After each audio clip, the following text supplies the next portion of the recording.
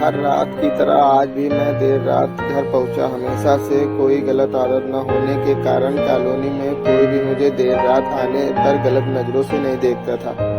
मैं हमेशा इस बात को लेकर गर्व करता कि लोग अपने बच्चों को मेरी उपलब्धियों का उदाहरण देकर अच्छा पढ़ने लिखने की सलाह देते हैं।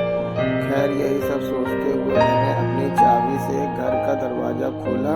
हालांकि मुझे पता था कि जब तक मैं घर नहीं पहुंचता तब तक दीप्ति को नींद नहीं आती थी, पर मैं अपने 5 साल के बेटे चिंटू को नींद से नहीं जगाना चाहता था।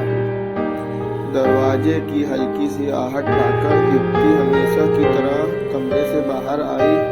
तब तक मैं मुंह हाथ धोने बाथरूम की तरफ जा चुका था और हमेशा की तरह दीप्ति खाना गर्म करने किचन में चली गई।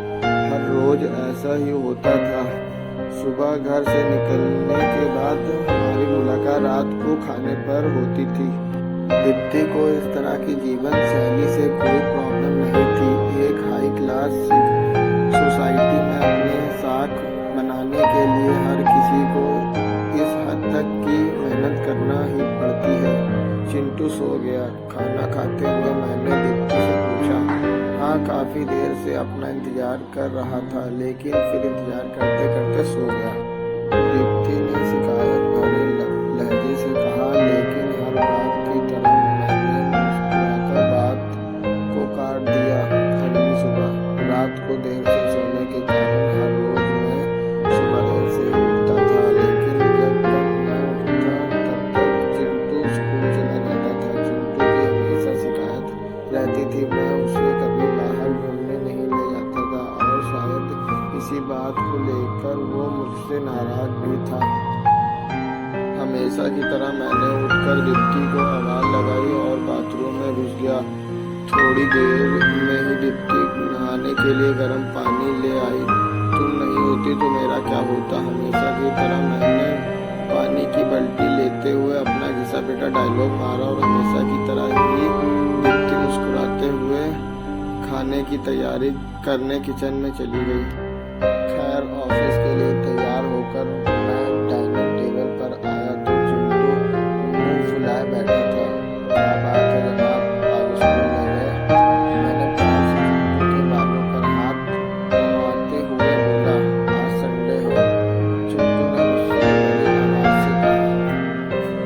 काम की भाग दौड़ में यह भी भूल गया था कि आज संडे है, और आज दिन में मैंने चिंटू के साथ मूवी जाने का प्रॉमिस किया था, लेकिन आज तो मैं क्लाइंट मीटिंग के लिए ऑफिस जाना था।